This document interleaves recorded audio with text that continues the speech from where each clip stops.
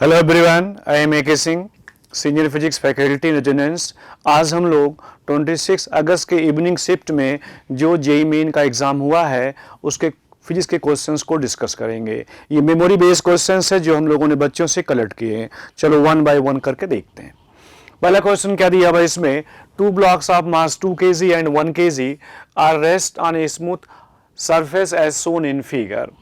There is a friction between 2 kg and 1 kg block with mu is equal to 0.5. Find maximum force to be applied on 1 kg for the blocks to move together. अब देखो इसमें ये 1 kg का मास ये 2 kg का है, हमने इस पे फोर्स F लगाया। बताना ये है कितना मैक्सिमम फोर्स इस पे लगाएं ताकि इसमें रिलेटिव मोशन ना हो। तो सबसे पहले ये देखो कि जो इनके बीच का जो फ्रिक्शन होगा उसकी मैक्सिमम वैल्यू कितना होगा। तो म्यू एन या म्यू एम जी से अगर इसमें देखेंगे तो 0.5 इंटू 2 इंटू 10, तो ये आपका आ गया 10 न्यूटन। अब अगर ये कहा जाए इसका जो मैक्सिमम एक्सलेशन हुआ ये 10/2, ये कितना हो जाएगा 5 मीटर पर सेकंड स्क्वायर।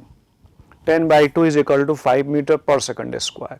यानी मैक्सिमम ये 5 से चल सकता है, तो दोनों के साथ चलने की कंडीशन क्या है कि दोनों का एक्सेलेरेशन 5 से अधिक नहीं होना चाहिए। अगर इसका एक्सेलेरेशन 5 से अधिक हो जाएगा तो ये साथ नहीं दे पाएगा, क्योंकि ये मैक्सिमम 5 तक चल सकता है, इसलिए इसको मैक्सिमम 5 तक चलना चाहिए अगर साथ चलना है तो अगर दोनों का मैक्सिमम एक्सेलेरेशन 5 मान लें तो कितने फोर्स तक ये दोनों साथ चलेंगे। अगर आपकी मैक्सिमम वैल्यू देखें तो mass 1 + 2 × 5 is equal to 15 Newton. Answer is third one.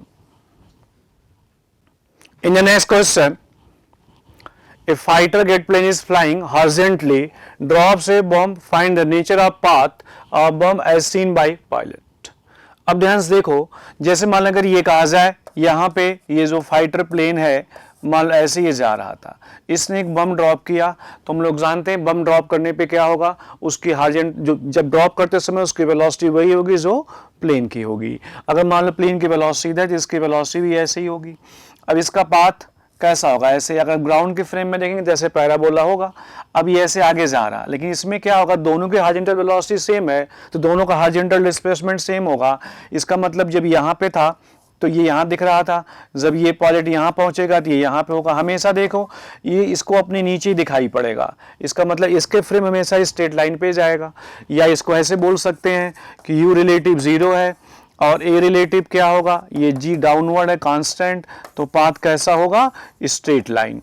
Therefore answer is second one. In the next question, unpolarised light है, passes through polarizer A and B. Intensity of unpolarized light is I. Then find out angle of rotation of polarizer B. So final intensity becomes 3I/8. देखो जैसे मान लो यहाँ से light ऐसे जाएगी, मान लो इसकी इंटेंसिटी मान लो I है, तो अनपोलराइज्ड लाइट की इंटेंसिटी इसको पार करने के बाद I/2 होगा, क्योंकि हम लोग जानते हैं हम कौन सा फॉर्मूला यहाँ यूज कर रहे हैं, I = I0 cos square theta. इस वाले फॉर्मूले से हम लोग जानते हैं जब इसको ये पार करेगा मेलेसला से तो इसकी इंटेंसिटी cos स्क्वायर थीटा की एवरेज वैल्यू 1 होता है, तो अनपोलराइज्ड लाइट के लिए I/2 होगा। अब मान लो इसको हमने थीटा एंगल ऐसे घुमा दिया, अब इसको मान लो अगर हमने थीटा एंगल घुमा दिया यहाँ से तो इसकी जो वैल्यू I' होगा ये मेलेसला से क्या हो जाएगा I/2 cos स्क्वायर थीटा। तो I' कितना है 3I/8 और ये आपका हो गया I/2 cos स्क्वायर थीटा, तो cos थीटा आ जाएगा √3/2, तो थीटा कितना आ जाएगा 30 degree. Therefore answer is first one. In the next question, find power develop in linear diode. देखो इसमें अगर ये कहा जाए इस डायग्राम में मान लो इसमें करंट गया I1, इसमें करंट गया मान लो I2 और इसमें मान लो करंट गया I3। तो सबसे पहली बात है कि इसमें जो I3 आएगा ये कितना होगा, ये 10 वोल्ट है तो यहाँ भी 10 वोल्ट होगा, तो 10/5 is equal to 2 milli ampere. ये किलो में इसलिए मिली एम्पियर में आ जाएगा ये। ऐसे I1 लिखेंगे, अब देखो यहाँ पे 10 वोल्ट का डिफरेंस है, इसका मतलब यहाँ 14 वोल्ट का हुआ, तो 14/1 this is equal to 14 milli ampere. अब यहाँ से I2 आ जाएगा I1 - I3, ये हो जाएगा 12 मिली एम्पियर, ये आ जाएगा 12 मिली एम्पियर। अब इसमें कितना पावर यहाँ पे डेवलप होगा, तो P इज इक्वल टू कितना हुआ V इंटू आई। तो V कितना हुआ यहाँ पे 10 है और I कितना हुआ 12 into 10 to the power -3 ampere लिखने के लिए इतना वाट आ जाएगा, तो 0.12 watt. Therefore answer is third one. In the next question, find potential difference between centres of rings. अब देखो जैसे मान लो ये पहले के सेंटर को हमने 1 कह दिया, इसको मान लो 2 कह दिया।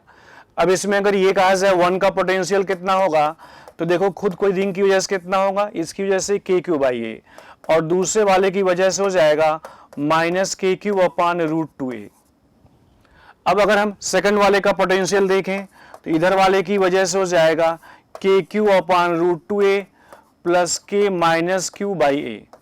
ये पोटेंशियल इस वाले की वजह से और खुद की वजह से -k3/a। अब यहाँ पोटेंशियल डिफरेंस निकालना है तो इसको आप सॉल्व कर लेना, k3/a 2 -√3। Therefore answer is first one. In the next question, either in length of pendulum is 0.1%, then the error of seconds in a day is। सबसे पहली बात ये देखो, जो टाइम पीरियड होता है पेंडुलम का t is equal to 2π√L/g, तो यहां से आया t is equal to 2πL1/2 g -1/2। तो डेल्टा t/t कितना हो जाएगा, ये 1/2 इंटू डेल्टा L/L। अब इसमें एक बात और देखो कि जो टाइम है डेल्टा t/t, ये जो टाइम पीरियड का फ्रैक्शन होगा जो इसमें चेंज आएगा उसके इक्वली होगा इस टाइप से। तो यहां से अपन इसको लिख सकते हैं delta t/t is equal to 1/2 delta L/L।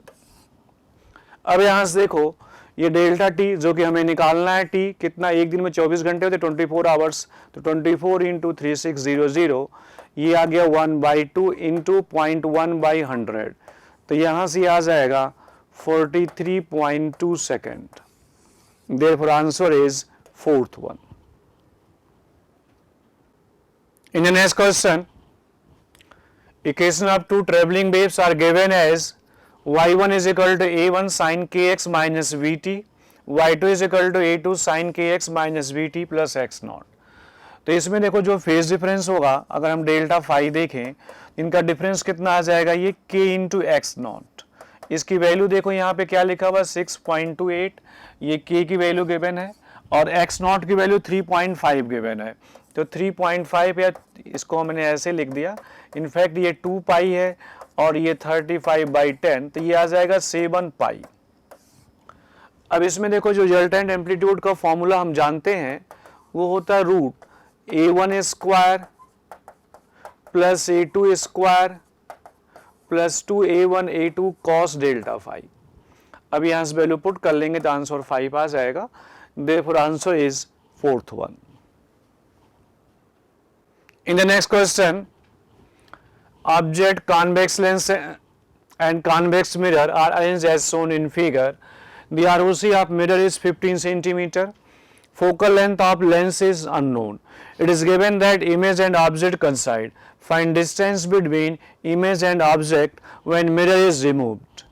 अब इसमें ध्यान से देखो, जैसे मान लो अगर ये कहा जाए ये रे मान लो अगर ऐसे जा रही है और ये वाली रे जो है इसके सेंटर ऑफ कर्वेचर पे जाए, मान लो यहाँ पे, ये डिस्टेंस यहाँ से कितना है, यहाँ से 15 सेंटीमीटर।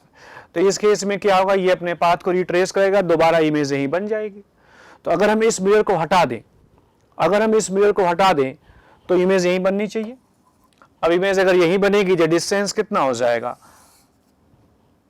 ये 12 + 8 + 15 कितना आ जाएगा, ये 35 centimetre. Therefore answer is second one. In the next question, 3 liquids A, B and C have initial temperatures 10 degrees Celsius, 20 and 30 respectively. A and B are mixed and temperature of mixture is 16 degrees Celsius. B and C are mixed and temperature of mixture is 26 degrees Celsius. Find final temperature of A and C. चलो देखते हैं।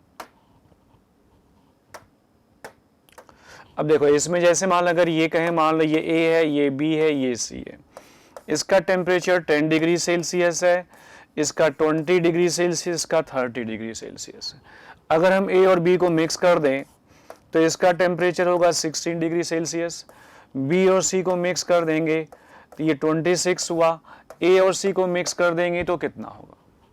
अब देखो जो पहला वाला case है ये MS1 16 minus 10 is equal to MS2। देखो इसमें कितना हीट गेन किया, इस वाले केस में इसने कितना हीट दिया।